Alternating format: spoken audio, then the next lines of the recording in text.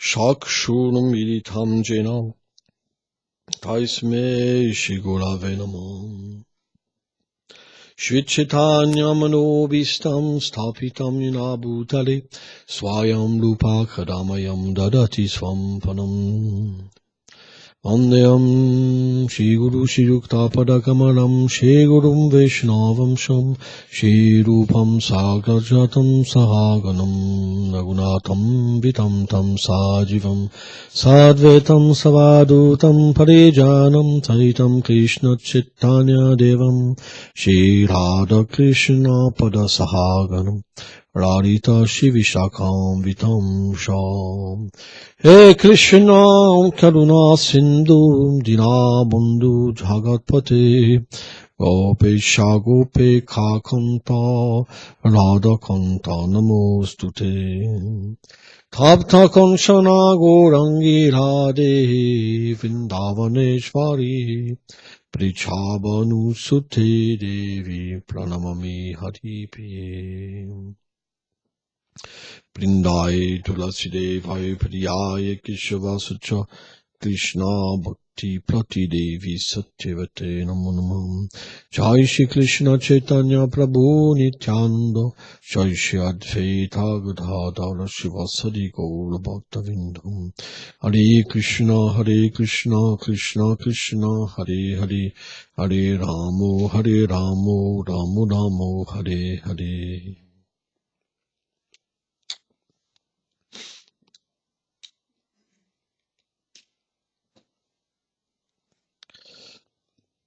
Donc nous allons continuer.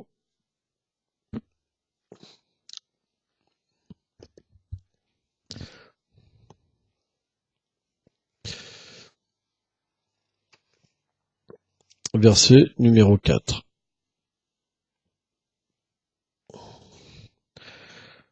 Tam stanya kamam hashajam matnantim jananim madim Kedvam danim hamtanam nasit japritimavaham.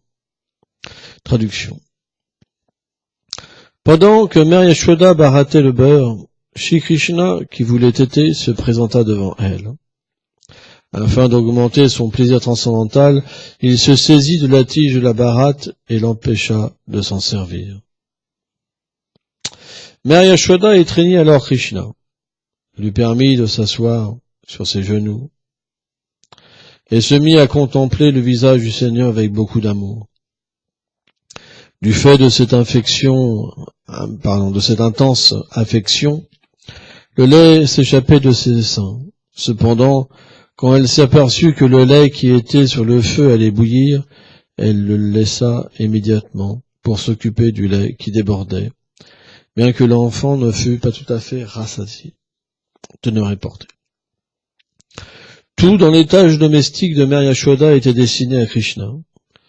Bien que Krishna fût occupé à boire le lait de Mère Yashoda, lorsque celle-ci vit que la casserole de lait dans la cuisine débordait, elle dut s'en occuper sur le champ. C'est ainsi qu'elle laissa son fils qui se mit alors très en colère car il n'était pas tout à fait rassasié par la tétée. On doit parfois s'occuper de plus d'une tâche importante dans un même dessein. Ce n'est donc pas que Mère Yashoda avait fait preuve d'injustice en quittant son fils pour s'occuper du lait qui débordait. Sur le plan de l'amour et de l'affection, c'est le devoir du bhakta de faire une chose d'abord et le reste plus tard. L'intuition qui nous permet d'agir convenablement de la sorte nous est donnée par Krishna.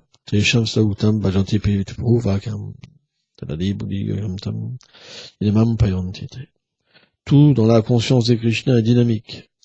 Krishna indique au bhakta ce qu'il doit faire d'abord et ce qu'il peut remettre à plus tard au niveau de la vérité absolue. Donc, hier, on a expliqué les circonstances, comment Mère Yashoda était dans une absorption totale et que à travers la baratte où elle barattait donc le produit laitier, émettait un son, ses bracelets émettaient des sons. Car dans le monde transcendantal, tout est une personne. Donc Mahayashoda chantait les gloires de Krishna et était intérieurement complètement en union avec Krishna. Et la Bharat et ses bijoux, en fait, participaient à son absorption, au point qu'elle était plus consciente de la réalité externe, parce qu'elle était en union avec son fils. Or, Krishna, au même moment, donc il est entré dans cette pièce et a vu sa mère qui était complètement absorbée intérieurement en lui. Donc qu'est-ce qu'il a fait? Il a saisi la Bharat pour la faire sortir de sa transe et l'amener à une transe externe. Ça veut dire sa nature de servir le Seigneur d'une façon aussi externe.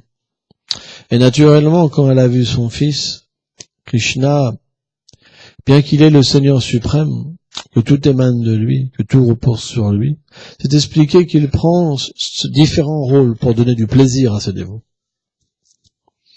C'est la nature de Dieu que de donner du plaisir à ses dévots. C'est pour ça qu'on doit devenir ses dévots. Parce que si on est dans une position où on pense qu'on est le maître, toujours en colère, qu'on voit toujours des ennemis, qu'on pense qu'on est le centre du monde, alors le Seigneur s'écarte de nous. Mais ces dévots, lui, ils mettent le Seigneur au centre de leur vie. Et c'est pour ça que Krishna comble leurs désirs. De la façon qu'ils veulent que le Seigneur soit avec eux, alors Krishna comble leurs désirs. Et Mahayashoda, son désir, c'est de voir simplement Krishna comme un enfant ordinaire et de l'aimer, s'occuper de lui, de l'éduquer, de parfois le reprendre, le gronder. Et Krishna, en tant que le Seigneur suprême, il adore ça. C'est pour ça qu'on dit que le Seigneur est toujours subordonné aux sentiments de ses dévots. Mais tant qu'on veut être un maître, on ne peut pas comprendre ces choses-là. C'est pas possible. C'est trop doux pour nous. C'est trop loin. Tant qu'on a l'indépendance, qu'on pense qu'on est ce corps, qu'on pense qu'on est une femme, qu'on pense qu'on est un homme, on sera simplement tourmenté par la fatigue, par la concupiscence, par la colère. On sera battu par l'énergie matérielle. On deviendra simplement des fous. C'est tout ce qu'on obtiendra. Juste là, être dérangé. Mais, si on met le Seigneur au centre de notre vie, graduellement cette folie partira. Ce sommeil partira, cette colère partira, cette concupiscence partira. Ça ne peut pas partir autrement. Toute votre vie sans ça, vous souffrirez de ça. Ça partira pas. Mais si véritablement vous vivez pour lui, vous souffrez pour lui, vous agissez pour lui, alors il viendra vous voir. Il viendra vous visiter, parce qu'il est dans le cœur. Et le Seigneur est tout puissant. Il peut même aller au-delà de votre concupiscence, de votre colère. Vishwanath Chaitanya Thakur, il explique la différence entre les voies ordinaires, comme la voie du karma, de l'action intéressée pour aller au paradis, la voie du Gyan, les êtres qui veulent atteindre la libération hors du monde matériel, c'est que la bhakti, même si quelqu'un a un cœur très contaminé, le Seigneur peut venir le voir. C'est ça la différence. Parce que quand on appelle le Seigneur personnellement, le Seigneur peut tout faire, il est tout puissant. Vous comprenez ça? Donc, automatiquement, les échanges qu'il y a entre le Seigneur et ses dévots, ils sont tellement merveilleux et emplis d'amour. Mais si vous êtes empli de sommeil, de colère, de concupiscence, l'ignorance et la passion ne nous permettent pas de comprendre. Un animal ne peut pas comprendre le Seigneur. Si vous êtes encore au niveau de l'animal, si vous entendez les gloires du Seigneur, ça n'aura pas d'impact. Vous dormirez. Vous aurez envie de dormir. Si vous faites rentrer un chien et qu'il voit les déités, il va rien voir. Donc on doit absolument sortir de l'ignorance, de l'état animal, de la passion. et au moins s'établir dans la vertu. La vertu, c'est mettre Dieu au centre de notre vie. Et graduellement, en agissant pour lui, alors on pourra obtenir un goût pour entendre sur le Seigneur. Et quand ces gloires toucheront notre oreille, alors ça nous donnera plus envie de dormir. Il y aura une attirance. Et cette attirance-là fera qu'on sortira de l'ignorance, de la vie animale. C'est pas si simple. Parce qu'un animal, il fait que se défendre. Il se bat pour rester en vie, pour avoir de la nourriture. Pour dormir, il cherche un coin, et il fait même attention. Il faut qu'il mette 10 verrous, qu'il mette un pistolet à côté de lui. Et puis il pense à la vie sexuelle, au plaisir. Voilà ce qu'un animal pense. Cette condition-là, elle ne peut pas partir, sauf si on met le Seigneur au centre de notre vie. Parce qu'on devient comme un animal parce que le Seigneur est loin. Quand le Seigneur est loin, la nature de l'âme disparaît. Elle est recouverte, altérée. C'est comme l'eau au contact du froid devient de la glace. Cette nature devient altérée. Au lieu de pouvoir aimer le Seigneur suprême et d'apprécier ses qualités illimitées et ses échanges avec ses dévots d'une manière illimitée et d'avoir le cœur qui fond, des larmes qui coulent et l'amour, quand cette nature devient altérée, dure, sec, alors on veut imiter le Seigneur, mais c'est juste une imitation. Parce qu'on ne peut pas rivaliser avec le Seigneur de l'amour. Et finalement, qu'est-ce qu'on obtient? La frustration. Au lieu de l'amour, c'est la frustration. Donc, Krishna, il voulait donner le plaisir à Mère Yashoda. Et donc, quand il a vu sa mère comme ça, complètement en extase dans ses gloires, ça lui a fait plaisir, très plaisir. Vraiment plaisir. Mais il a voulu donner encore plus de plaisir à Yashoda. Et donc, il a cassé sa méditation. Et quand elle a vu son fils tellement beau, parce que c'est expliqué que le corps du Seigneur, c'est comme un joyau. Quand Yashoda, Krishna a apparu, quand on lui a donné son enfant, elle s'est vue dedans. Et elle a eu peur. Elle pensait que son enfant était hanté par un fantôme. Et quand elle le prenait, il était si délicat qu'elle avait peur de le casser. C'est la nature de Dieu. Il est tout puissant et tout doux. Plus doux que le beurre. Krishna fermait ses petites mains pour pas faire voir ses signes divins dans ses mains. Et quand il a commencé à pleurer, l'univers entier s'est rempli de bon augure. Ça, c'est la nature de Dieu. Il n'est pas né et son cheveu, il avait déjà des cheveux merveilleux, des yeux merveilleux, il n'avait pas de sang, et tout était merveilleux en lui. C'est l'être le plus merveilleux. Même quand il prend une apparence de bébé, c'est tellement merveilleux. Ça veut dire qu'il vient pour combler ses pères, ses mères, qui aspirent à s'occuper de lui comme un enfant.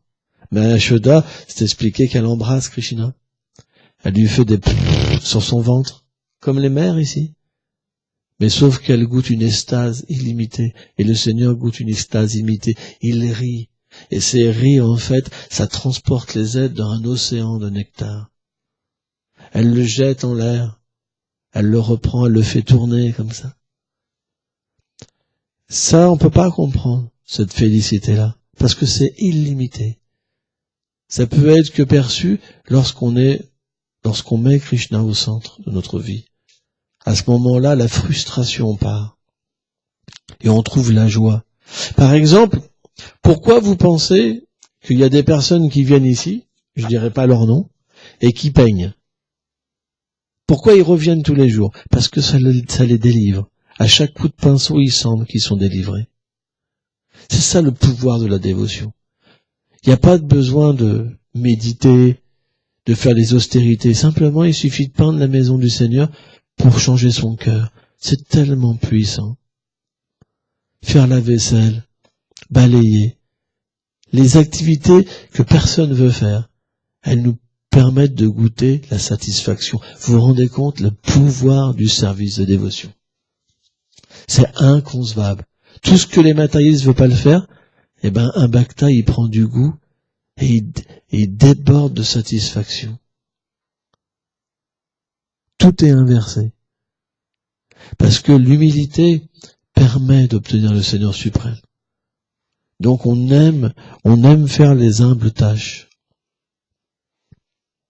Parce que ce service-là, si on le fait avec de la qualité, alors ça attire le Seigneur.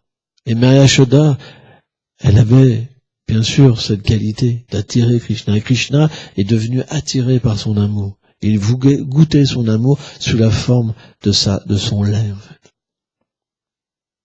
Il voulait goûter son préma, son amour, sous la forme de son lait. Et il a arrêté la baratte. Et quand Mary Yashoda a vu, en fait, naturellement des larmes ont coulé de ses yeux, tellement la beauté de Krishna est rentrée en elle. Et du lait a commencé à couler de ses seins. Et là, elle a pris Krishna sur ses genoux, elle a mis son voile, et elle a fait téter son sein. Et là, Krishna était tellement heureux. Il avait un appétit illimité, il buvait le nectar de l'amour de sa mère. Et Mary Yashoda s'expliquait, elle a du lait illimité. C'était comme une bataille d'amour, une compétition. Mary Yashoda donnait plus de lait et Krishna buvait plus. Et à un moment, ce verset décrit une scène extraordinaire. Il y avait un pot de lait qui était mis sur le feu. Et à Vrindavan, tout est une personne. Le feu, le pot, le lait, tout vit pour Krishna. Tout participe pour Krishna. Et quand le lait, il a vu cette situation-là, il a pensé en lui, à quoi sert mon existence? Mary Yashoda, elle a une qualité de lait illimitée. Et une quantité illimitée. Et moi, je suis juste un tout petit dévot. Donc, la seule chose qui me reste à faire, c'est me suicider. Et le lait a commencé à déborder pour se suicider, enfin, et aller sur les flammes. Mais les flammes, elles sont une personne aussi. Hein? On doit comprendre ça. Les animaux, les êtres qui sont comme des animaux, ils peuvent pas comprendre ce monde supérieur. Parce qu'ils peuvent pas voir la réalité. Mais même un yogi, il peut voir dans le feu l'âme. Dans la pierre, l'âme, la vie. Dans la plante, la vie. Il peut voir aussi l'âme suprême qui accompagne tous les êtres vivants. Mais là, Vrindavan, c'est supérieur. Parce que ce sont que des âmes éternellement libérées. Et donc, quand Mary Yashoda, elle a vu ça, son cœur a fondu pour le lait. Parce qu'elle est consciente, c'est un bhakta. Et qu'est-ce qu'elle a fait naturellement? Elle s'est dit, oh, je peux pas être une égoïste. C'est ça le sentiment d'un dévot. Je peux pas être une égoïste. C'est pas possible, en fait, que je sois une égoïste. Les grands dévots du Seigneur, ils engagent toujours les êtres dans le service du Seigneur, même avant eux. Donc Mary Yashoda, quand elle a vu le lait, dans cette situation-là, elle a naturellement, elle lui a porté secours. Et elle a décroché Krishna de sa poitrine. En fait, Krishna, il savait ce qu'allait allait se passer. Il a senti, il s'est accroché toutes ses forces. C'est le Seigneur suprême. Mais le sentiment de Mary Yashoda, l'amour pour Mary Yashoda est tellement puissant que Krishna est dominé par son sentiment et elle a pu facilement, en fait, le prendre et le mettre par terre.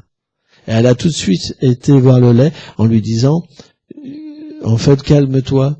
Elle a mis quelques petites gouttes d'eau et elle lui dit, ne t'inquiète pas, je vais t'engager dans le service d'amour. Je vais faire avec toi des bons sweets. Voilà comment elle a approché le lait. D'une manière tellement belle, avec tellement de compassion. C'est pour ça les Vaishnavas, Ils ont tellement de compassion parce qu'ils sont en contact avec un monde tellement merveilleux. Avec des gens, et ils voient des gens qui dorment dans les bras de la sorcière de Maya, qui ont aucun goût, qui sont battus par Maya. Et il éprouve de la compassion. Et qu'est-ce qu'il fait? Un Vaishnav, sous l'ordre du Seigneur, il construit des temples. Il installe les déités et il engage les gens dans le service du Seigneur, comme Maya Yashoda. Je sais que vous souffrez, vous inquiétez pas. Peignez, balayez le temple, faites la vaisselle. Je vous promets qu'à un moment ou à un autre, vous sortirez de cette condition. C'est juste question de temps. Mais il faut que vous le désiriez. Sans ça, ça pourra prendre plusieurs vies. Mais dès que vous allez commencer, c'est parti. Après, ça s'arrêtera jamais. Peut-être pas dans cette vie, parce que vous n'en avez pas complètement envie. Mais si vous continuez, alors cette envie va grandir. Et ça peut être aussi dans cette vie. C'est très puissant, les dévots. Parce que ils ont une connexion très intime avec le Seigneur suprême. Et ils peuvent vraiment engager les gens dans le service du Seigneur. Mais les gens qui sont pareils à les animaux, quand ils voient un bhakta, ils le critiquent, ils veulent le frapper, ils pensent qu'il est un fou. Ils voient leurs défauts en lui. Mais en fait, on ne doit pas être comme ça. Si on n'a pas confiance au Vaishnav, on rate cette grande opportunité d'être engagé dans le service du Seigneur. C'est la seule chance qu'on a dans cette vie. Regardons comment les gens sont, c'est des loups, des vautours. Ils veulent simplement vous exploiter, mais un Vaishnav, il veut vous aider au plus haut niveau. Pas simplement vous permettre d'aller au paradis, parce que c'est temporaire, on revient. Pas simplement être libéré, parce que il n'y a pas de goût, mais être engagé dans ce royaume de l'amour. C'est ce qu'il y a de plus élevé. Donc ne considérez jamais un Vaishnav comme un être ordinaire. Essayez de le voir sur cette plateforme-là. Soyez humble. Approchez les Vaishnavas avec humilité. Rendez vos hommages aux Vaishnavas quand vous voyez les Vaishnavas, au lieu de rester fiers.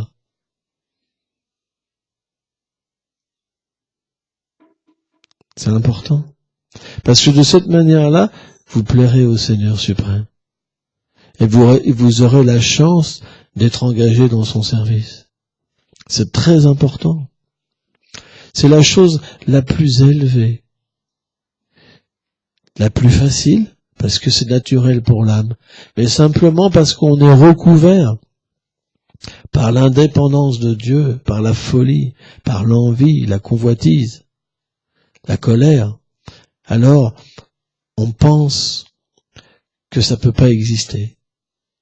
Mais pourtant, quand on écoute ces choses-là, c'est ce monde qu'on a envie. Le monde de Vrindavan, la terre vous aide. Les poignées de porte sont des personnes. Les portes sont des personnes. Tout est une personne. Tout vous vient en aide. Tout est merveilleux. C'est pas ce monde qu'on cherche. Ce monde matériel, c'est quoi? Tout est difficile. Même respirer, c'est dur. Pour marcher, c'est difficile. Tout est dur. C'est un monde terrible qui nous détruit, qui nous bat constamment. Mais on est tellement fiers qu'on peut même pas le voir.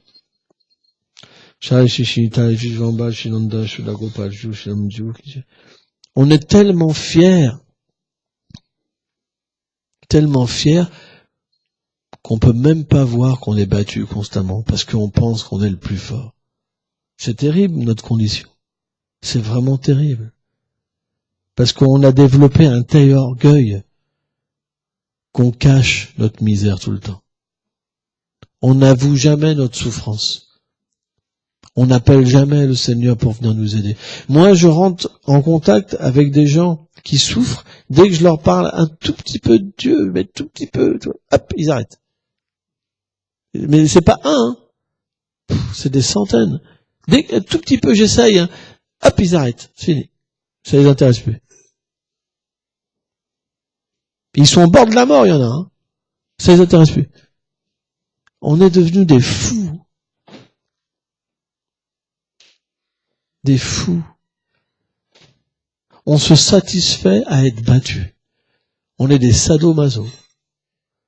On est battu et on est satisfait. On dit encore j'en veux, et encore, et encore. On ne veut jamais que ça s'arrête. C'est un truc de fou. Et alors, qu'est-ce qu'on va voir un médecin pour qu'il nous donne des médicaments? Pour encore plus oublier qu'on est battu. Et grâce aux médicaments, on peut recevoir de nouveau des coups de bâton.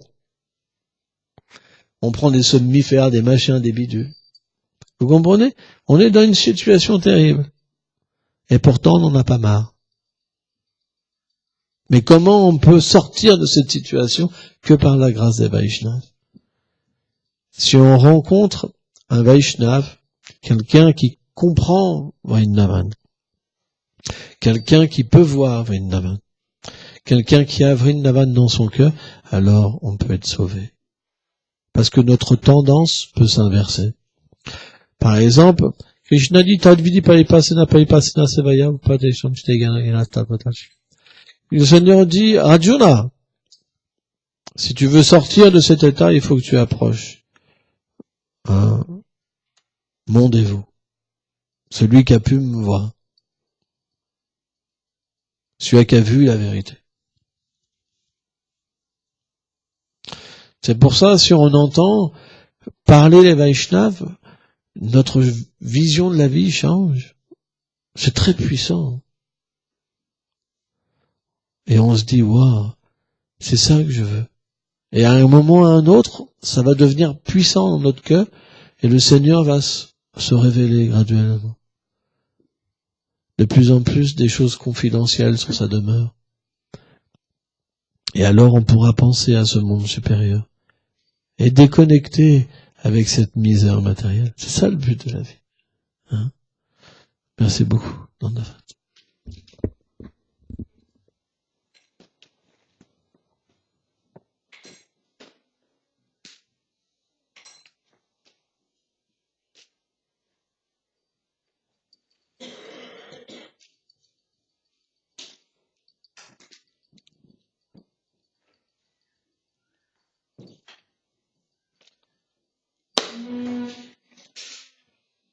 Ah, il faut chanter.